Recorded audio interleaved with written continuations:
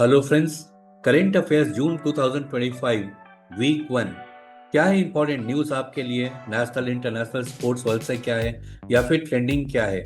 किसे most valuable player चुना गया रीसेंट आईपीएल में? साथ में जो बहुत बहुत इंपॉर्टेंट न्यूज़ है वो है G7 2025 का समिट कहाँ होने जा रहा है, वर्ल्ड एनवायरनमेंट डे कब मनाया गया, और फ्लिपकार्ट के साथ कौन सी नई बात हुई है, भारत में आने वाले हैं स्टार लिंक, और अब आपके इंटरनेट सर्विसेज बहुत ही फास्ट होने वाला है ऐसा उम्मीद है। और साथ में आप नहीं भूलेंगे एक प्लेयर के बारे में मैं जरूर बताऊंगा, ये है साई सुदर्शन। इन्होंने 41 बॉल में 74 मार दिया, 51 में 103, ऐसे तमाम ही बहुत ही फास्ट स्कोर किया है आईपीएल में। इसके लिए इन्हें कौन सा अवार्ड मिला है? और हाँ, बिल्कुल ये नहीं भूलिएगा, ये मार्क कार्ने कौन है जिन्होंने इनवाइट किया है भारत के प्राइम मिनिस्टर को G7 में शामिल होने के लिए, और G7 से रिलेटेड और इम्पोर्टेंट पॉइंट्स। साथ में बिहार से एक न्यूज़ आ रहा है, और वो है कि बिहार अब गुजरात की तर्ज पे चलने लगा। जैसे गुजरात में मिल्क प्रोडक्शन के लिए कैसे कोऑपरेटिव को आगे लाया गया, जिससे भारत में जितना रिक्वायर्ड है उससे कहीं ज़्यादा प्रोडक्शन होने लगा मिल्क का। और अब बिहार बेचेगा तरकारी यानी सब्जी। ऑलरेडी दुबई जा चुका, सिंगापुर जाने वाला है, और अब ग्लोबल होने जा रहा है बिहार का तरकारी। तो आइए चलिए शुरू करते हैं, और आज का ये पहला पॉइंट देखते हैं। Which country is hosting G7 summit that prime minister Narendra Modi is scheduled to attend in 2025? और राइट आंसर है इसका कनाडा। कनाडा इसका राइट आंसर है। चलिए देख लेते हैं। PM Narendra Modi is set to attend the G7 Summit 2025, which will be hosted in Kananaskis, Canada. This will be Modi's first visit to Canada since 2015, coming after years of diplomatic tensions over issues like Khalistan separatist movement and Niger case. आपको याद होगा 2015 से ही भारत और Canada में काफ़ी tension रहा है कुछ इश्यूज को लेकर के। अब उसके बाद यानी लगभग 10 साल के बाद प्राइम मिनिस्टर जाने वाले हैं Canada. Now the summit and Modi's participation are expected to pave the way for renewed diplomatic, economic and people to people engagement between the two nations. कौन कौन से कंट्री G7 में आते हैं? जैसे नॉर्थ अमेरिका से 2 कंट्री रहते हैं, कनाडा एंड यूएसए। एक है जापान। और यूरोप से 4 कंट्री होते हैं, France, Germany, Italy and UK. ये ऑल 7 कंट्रीज के नाम आपको याद रखने चाहिए, ऐसे कई बार देखा गया इनसे क्वेश्चंस एग्जाम में आते हैं। चलिए आगे बढ़ते हैं और देखते हैं अगला क्वेश्चन क्या है। अगला point, which country has planted technology for launching UAVs from N orbital space station? और राइट आंसर है इसका A option, Russia. The innovation marks the creation of world's first drone platform in space. जी हाँ, ये दुनिया का पहला drone platform बनेगा space में, equipped with robots and maintenance tasks. The technology is set to be tested on the Russian orbital station and has future application planned for lunar exploration. एक बहुत बड़ा अचीवमेंट है, एक बड़ी सी छलांग है रशिया की स्पेस टेक्नोलॉजी में। अगला आ रहा है यहाँ पे, वर्ल्ड एनवायरनमेंट डे कब मनाया जाता है? और ये मनाया जाता है जून 5 को। इसका टेक अवे बहुत इंपॉर्टेंट है, खास करके ये भी याद रखेंगे 2025 का थीम क्या है, वो है बीट प्लास्टिक पॉल्यूशन। राइट, ये यूनाइटेड नेशन फ्लैगशिप इनिशिएटिव है जो शुरू हुआ था 1972 में। इसमें लगभग 150 कंट्रीज वर्ल्ड वाइड पार्टिसिपेट करते हैं। नेक्स्ट पॉइंट आ रहा है, which team one the IPL 2025 title? कोई मुसीबत नहीं होनी चाहिए आपको, ये बड़ा ही पॉपुलर स्पोर्ट्स है इंडिया में। तो इसका right answer royal Challengers Bangalore. इसने हराया है पंजाब किंग्स को, यानी पंजाब किंग्स रनर्स अप रहा है। So Royal Challengers Bengaluru beat Punjab Kings by 6 runs to win the maiden Indian Premier League title. पहली बार बेंगलोर ने ये टाइटल जीता है। अब एक और चीज याद रखेंगे, रॉयल बेंगलोर चैलेंजर्स जो टीम है उसके कैप्टन कौन है? तो उसके कैप्टन थे रजत पाटीदार। नेक्स्ट आ रहा है who was named the most valuable player of IPL 2025 और आंसर है सूर्य कुमार यादव। मुंबई इंडियंस अब किसके लिए खेलते हैं वो भी याद रखिएगा। मुंबई इंडियंस की तरफ से खेलते हैं सूर्य कुमार यादव और उनको मोस्ट वैल्यूएबल प्लेयर का अवार्ड मिला है आईपीएल 2025 में। नेक्स्ट आ रहा है which Indian e commerce firm recently received the NBFC licence from the Reserve Bank of India to enter the direct lending space, यानी अब फ्लिपकार्ट आम पब्लिक को लोन्स दे सकेगा, यानी लोन्स एंड एडवांसेस ये कर सकेगा। ये इसको राइट मिल गया है आरबीआई के द्वारा। राइट, अब इसका टेकअवेज देख लेते हैं। Flipkart has become the first major Indian e commerce platform to receive a non-banking financial company license from the RBI. This license allows Flipkart to lend directly to the customers and sellers, enabling it to operate independently in the credit space without intermediaries such as banks or third-party NBFCs. अब देखिए क्या जबरदस्त strike rate रहा है इस इंसान का। So which player won the orange cap? ये ऑरेंज कैप मिलता है सबसे ज्यादा जिसका स्कोर होता है आईपीएल में। तो आईपीएल 2025 में सबसे बढ़िया सबसे ज्यादा स्कोर बनाया है साई सुदर्शन ने। और आप देख लीजिए इनके 5 जो इनिंग्स थे उसके किस तरह से 41 बॉल में 74, 51 में 103 सेंचुरी लगा दिया 51 बॉल में, फिर अनदर 51 बॉल पे 84, 9 में 12 और 19 बॉल में 33। और ये काफी बड़ा सपोर्ट रहा इस टीम को। और ये है साई सुदर्शन जिनको मिला है ऑरेंज कैप, याद रखिएगा। सो गुजरात टीम ये खेलते किस टीम्स के लिए? गुजरात के लिए खेलते हैं। Sai Sudarshan one the IPL 2025 orange cup award having scored 759 runs in 15 matches. Virat Kohli holds the, अब ये भी इंपॉर्टेंट है आपको याद रखना होगा, Virat Kohli holds the record for the most runs scored. So IPL में सबसे ज्यादा रन बनाने वाले हैं विराट कोहली सारे आईपीएल को मिलाकर। मोस्ट सेंचुरीज भी उनका ही नाम पे, विराट कोहली के नाम पे 8 सेंचुरी उन्होंने मारा है। Most runs in single season 973, most runs as a captain 4994। Right, but इस बार का 2025 का orange cap for leading run scorer बने हैं साई सुदर्शन। फ्रेंड्स, अभी तक अगर आपने सब्सक्राइब नहीं किया है तो आप तो देर बिल्कुल भी ना करें। और यहाँ से आपको करंट अफेयर्स का जबरदस्त कलेक्शन मिलता है और सारे हैंडपिक पॉइंट्स होते हैं जो आने वाले एग्जाम्स में आपको हेल्प कर सकेंगे। सब्सक्राइब कर ले और बेल आइकन दबाना बिल्कुल नहीं भूलेंगे। तो चलिए आगे बढ़ते हैं और देखते हैं कि नेक्स्ट पॉइंट हमारा क्या है। Next are which player won the purple cap? Purple cap मिलता है लीडिंग विकेट टेकर, सबसे ज्यादा विकेट किसने लिया है? तो इस प्लेयर ने लिया है और आईपीएल 2025 के लिए, और इनका नाम है प्रसिद्ध कृष्णा। द आईपीएल 2025 प्रसिद्ध Krishna played for Gujarat Titans. तो ये भी याद रखेंगे किस टीम के लिए खेले। So he was also the highest wicket taker of the season. तो गुजरात टाइटन के लिए खेले और इस सीजन का सबसे ज्यादा विकेट इन्होंने लिया है, winning purple cap with 25 wickets in 15 matches. Next आ रहा है which company recently received the GMPCS licence to launch satellite internet services in India. और ये अब जब भारत में आ जाएगा तो अब कोई भी ग्लिच आपको नहीं मिलेगा, बहुत फास्ट डाउनलोड हो सकेगा, पिक्चर बहुत क्लियर होगा, सर्विसेज बहुत ही फास्ट होने वाली है। ऐसा इनका ऑलरेडी रिकॉर्ड है जिस और दूसरी देश में जहां भी इनकी सर्विसेज मिल रही हैं।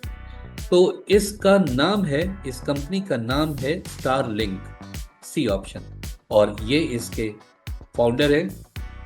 So Starlink, the satellite internet venture by Elon Musk SpaceX, has officially received the GMPCS personal communication by satellite. So global mobile personal communication by satellite. So licence अब इनको मिल गया है इंडिया के डिपार्टमेंट ऑफ टेलीकम्युनिकेशन से। This regulatory approval allows Starlink to provide satellite-based broadband services across the country, making it the third operator in India satellite communication market after OneWeb and Geo satellite communication. Next point आ रहा है which Indian company has partnered with Dassault Aviation to manufacture the fuselage of Rafale fighter aircraft in India. अब Rafale aircraft जो fighter aircraft है उसके कुछ important components अब India में ही बनेंगे, वो टेक्नोलॉजी इंडिया को ट्रांसफर कर दिया गया है। और इसमें बनाएगा कौन, इंडिया का कौन सा कंपनी है जो डिसॉल्ट, जो कि इसका मैन्युफैक्चरर है डिसॉल्ट एविएशन, उसके साथ मिलकर इंडिया में रफाल फाइटर जेट के लिए मेजर कंपोनेंट बनाएगा। और ये कंपनी है Tata advance system. So Dassault aviation, a French aerospace company, has partnered with Tata Advanced Systems Limited to jointly manufacture the fuselage of Rafale fighter aircraft in India. This collaboration marks the first time the critical fuselage component will be produced outside France. As part of agreement, Tata will establish a state-of-the-art production facility in Hyderabad. Friends, दुनिया का सबसे ज़्यादा active volcano अभी just कुछ दिन पहले फिर से एक्टिव हो चुका है। और ये वोल्केनो जो कि माउंट एटना है, ये कहाँ पर है, किस कंट्री में है, और इसका राइट आंसर है Italy. So Mount Etna is located in Sicily, a region in southern Italy.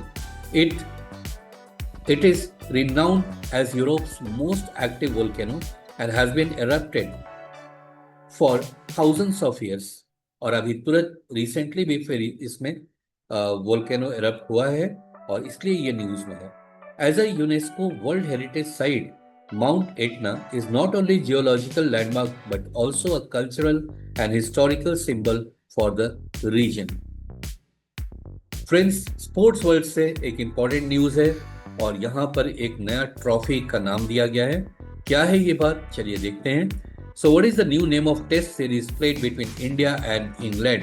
तो अभी जो टेस्ट सीरीज होने वाला है वहां से शुरू होगा एक नया ट्रॉफी और इस ट्रॉफी का नाम होगा एंडरसन तेंदुलकर ट्रॉफी। ये जिमी एंडरसन है, ये तेंदुलकर हैं इंडिया के।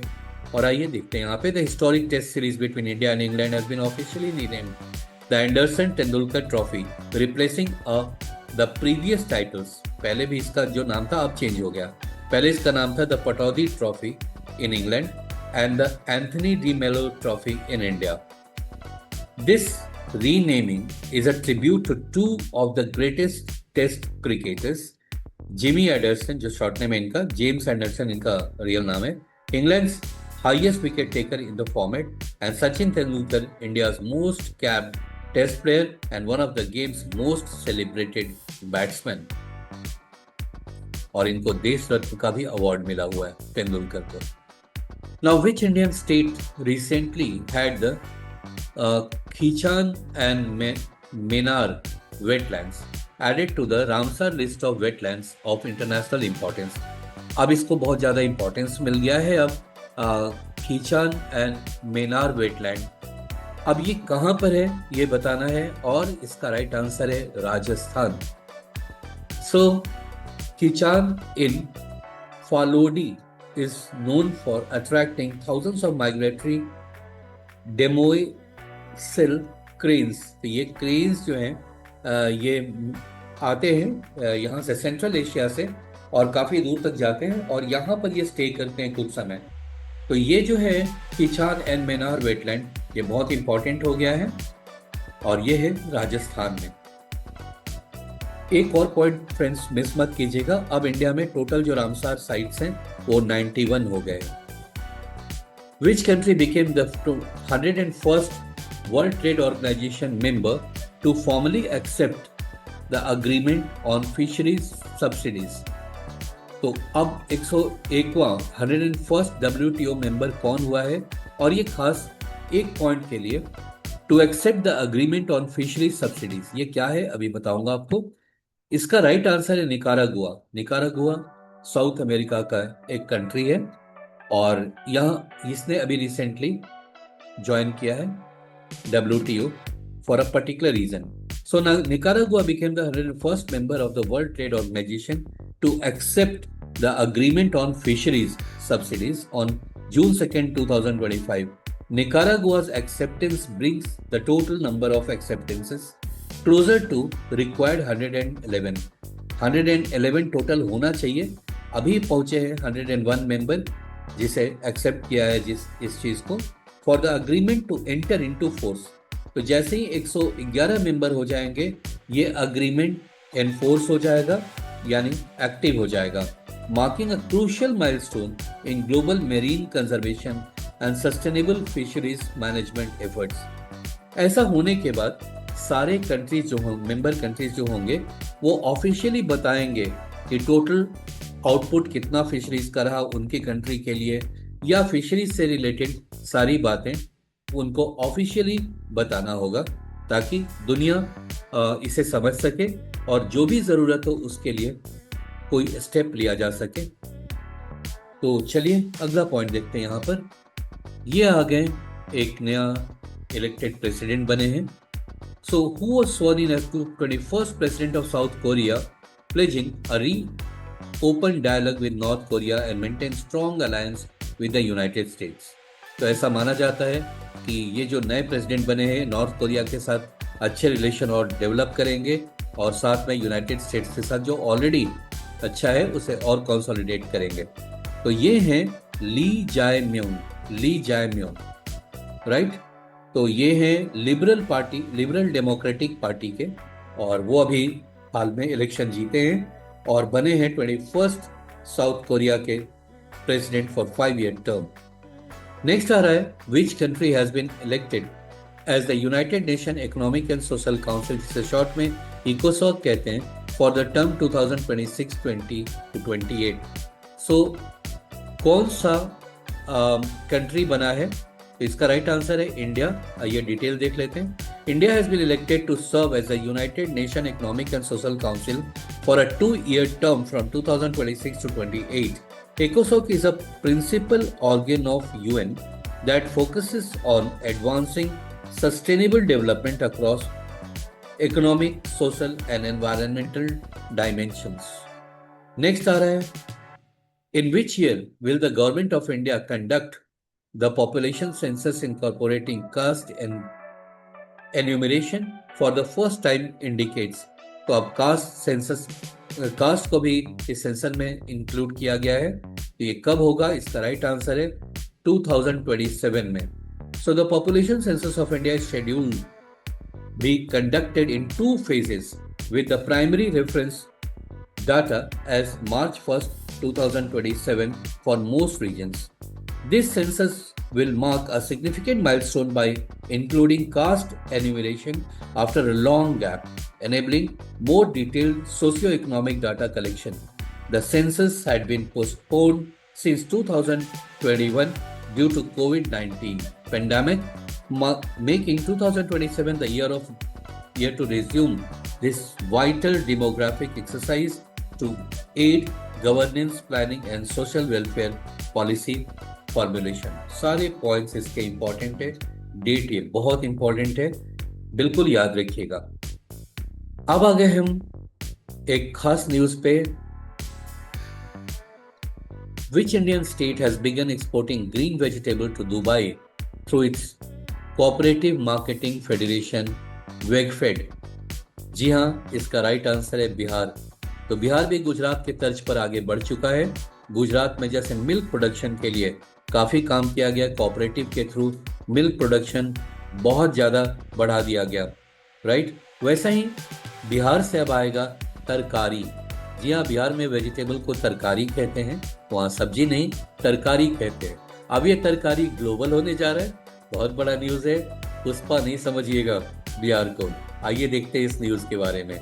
सो Bihar has initiated the export of green vegetables produced by its cooperative marketing federation WEGFED, which operates similarly to the milk cooperative COMFED जो गुजरात से है। The first consignment weighing 1500 kilogram was shipped to Dubai, और वैसे बता दूं next अभी तुरंत Singapore भी भेजा जा रहा है। This marks a significant step in promoting agricultural exports from Bihar and expanding its market reach internationally। Friends, ये थे सारे इंपॉर्टेंट न्यूज़ आपके लिए पूरे वीक के। उम्मीद है आपको बहुत हेल्प होगा। Thank you so much.